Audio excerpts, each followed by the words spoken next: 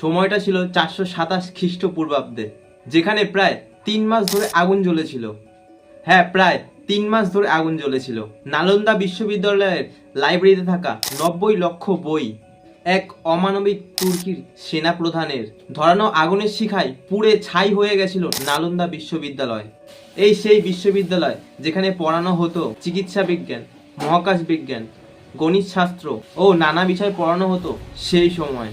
এখনকার সময় যদি দেখেন, অক্সফোর্ড অথবা হার্ভার্ড বিশ্ববিদ্যালয় নিয়ে বিদেশিরা গর্ব করেন, কিন্তু আজ যদি নালন্দা বিশ্ববিদ্যালয় থাকতো তাহলে বিদেশিরা হয়তো তাদের ওই এখনকার অক্সফোর্ড অথবা হার্ভার্ড বিশ্ববিদ্যালয়কে নিয়ে এত গর্ব করার কোনো জায়গাই থাকতো না।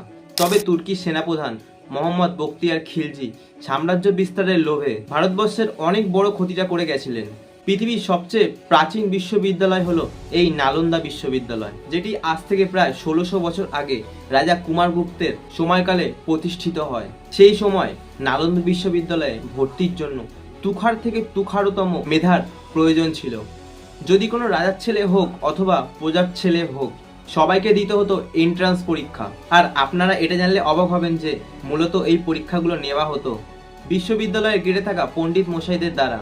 কিন্তু পরীক্ষাগুলো এতই কঠিন হতো যে 1 থেকে 2 জনের বেশি পাস কেউ করতেই পারতো না। তবে তখনকার দিনে এমনটা ছিল না যে রাজার ছেলে যদি পাস না করতে পারতো তাহলে টাকা অথবা ক্ষমতার জোরে কিছুই হতো না।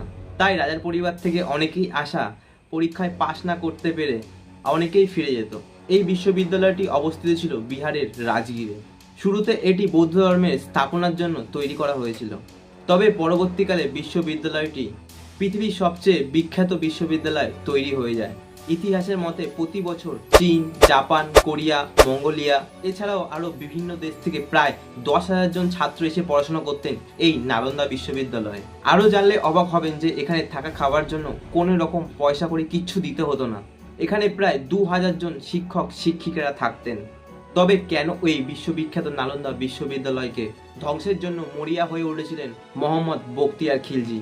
কেন ধ্বংস করেছিল এবং ধ্বংসের পূর্বে কেমন ছিল এই বিশ্ববিদ্যালয়? হ্যালো বন্ধুরা, আমি সৌরভ আর আমার চ্যানেল হিস্টোরিক্যাল ওয়ার্ল্ডে তোমাদের সবাইকে স্বাগত।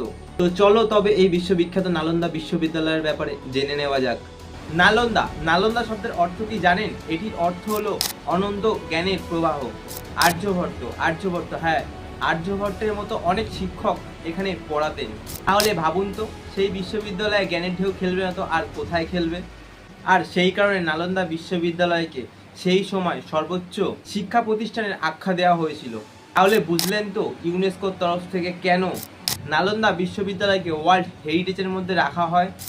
এই বিশ্ববিদ্যালয়ে পড়ানো হতো হিন্দু দর্শন, বেদ, ধর্মতত্ত্ব, যুক্তিবিদ্যা, গণিত, চিকিৎসা বিজ্ঞান, ব্যাকরণ, সাহিত্য, মহাকাশ বিজ্ঞান, শব্দবিদ্যা আর ভাষাতত্ত্বের মতো গুরুত্বপূর্ণ বিষয়ও পড়ানো হতো। তবে এটা জানেন কি, এত জায়গা থাকতে কেন নালন্দা বিশ্ববিদ্যালয়কে রাজগীরে স্থাপনা করা হয়েছিল? কারণটা ছিল বৌদ্ধ ধর্মের প্রবর্তন গৌতম বুদ্ধ সেই সময় নালন্দার কাছে অবস্থিত পাবলিক আমবাগানের নিচে বসে শিষ্যদের উপদেশ প্রদান করতেন। এছাড়াও আরও মহাবিজ্ঞানীদের জন্মস্থান ছিল সেই সময় সেই নালন্দা। তো এই কারণেই এই অঞ্চলটি ছিল প্রকৃত পবিত্র স্থান। আপনাদের মনে এই প্রশ্নটা অবশ্যই আসবে, 10,000 জন ছাত্র ও 2000 জন শিক্ষক ও শিক্ষিকাদের খাওয়া পড়ার জন্য যে বিপুল পরিমাণ অর্থ লাগতো, সেই অর্থগুলি কোথা থেকে আসতো?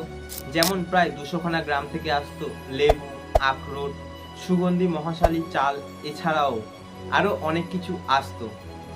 এছাড়াও রাজা মহারাজাদের আর্থিক সহায়তা তো ছিলই।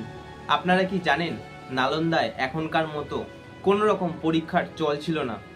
কিন্তু তাহলে কিভাবে ছাত্ররা পরবর্তী ক্লাসে পা রাখতেন? আসলে তখন পরীক্ষার বদলে বিতর্কে সভার আয়োজন করা হতো। সেই বিতর্ক সভাতে বিভিন্ন বিষয়ে ছাত্র এবং শিক্ষকদের মধ্যে বিতর্ক চলতো। সেই বিতর্কে যে ছাত্র সঠিক যুক্তি এবং জ্ঞান দিয়ে শিক্ষকদের মন জিততে পারত, তাহলেই সেই ছাত্র পরবর্তী ক্লাসে পা রাখার যোগ্যতা অর্জন করতে পারত। আর এই নালন্দা বিশ্ববিদ্যালয়ে 100খানা বিরাট বিরাট হলঘর ছিল।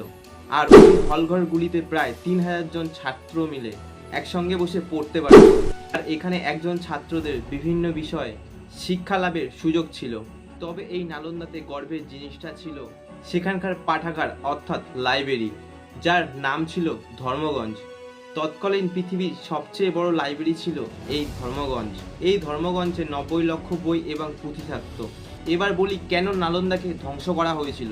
নালন্দাকে শুধু খিলজি না, তার আগে আরও দুবার আক্রমণ করা হয়েছিল, কারণ সেই সময় পৃথিবীর এবং ভারতবর্ষের আকর্ষণীয় স্থানটি ছিল নালন্দা। আর প্রথমবার নালন্দাকে আক্রমণ করেছিল মিহিরকুল। সেইবারেও কিন্তু বিপুল পরিমাণে ক্ষতি হয়েছিল এই নালন্দা। তবে তারপরে সমুদ্রগুপ্ত তিনি নিজের হাতে সাজিয়েছিলেন নালন্দাকে, কিন্তু তারপর আগের তুলনায় নালন্দা আরও চমৎকার হয়ে উঠেছিল।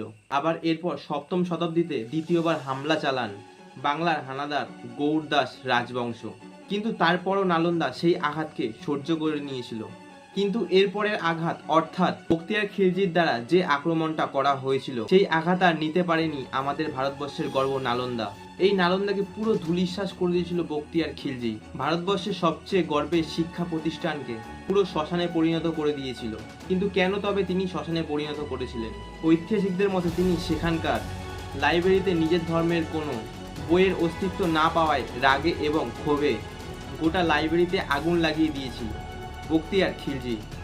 কিন্তু এটি হলো আমাদের ভারতবর্ষ, তাই এই শিক্ষা প্রতিষ্ঠান নালন্দা আরও একবার মাথা তুলে দাঁড়াচ্ছে। আমাদের প্রাক্তন রাষ্ট্রপতি এপিজে আব্দুল কালাম 2006 সালে নালন্দাকে আবারও ফিরিয়ে আনার প্রস্তাব দেন। আর তার 4 বছর পর অর্থাৎ 2010 সালে ভারতীয় পার্লামেন্টে পাশ হয় নালন্দা বিশ্ববিদ্যালয়ের বিল। এরপর 2014 সালে 800 বছর পর আবারও ক্লাস শুরু হয় এই নালন্দা বিশ্ববিদ্যালয়ে। এরপর আরও একটি ক্যাম্পাস 19 জুন 2024 সালে নরেন্দ্র মোদীর হাত ধরে উদ্বোধন হয়। তো বন্ধুরা, ভিডিওটা কেমন লাগলো অবশ্যই জানিও। আর ভিডিওটা ভালো লাগলে বন্ধুদের সাথে অবশ্যই শেয়ার করে দিও। আর হ্যাঁ, পারলে একবার অবশ্যই নালন্দা বিশ্ববিদ্যালয় থেকে ঘুরে এসো। আর তোমরা ভালো থেকো, সুস্থ থেকো। তো চলো বন্ধুরা, আবার দেখা হচ্ছে নতুন কোনো এক ভিডিও নিয়ে। ততক্ষণে টাটা।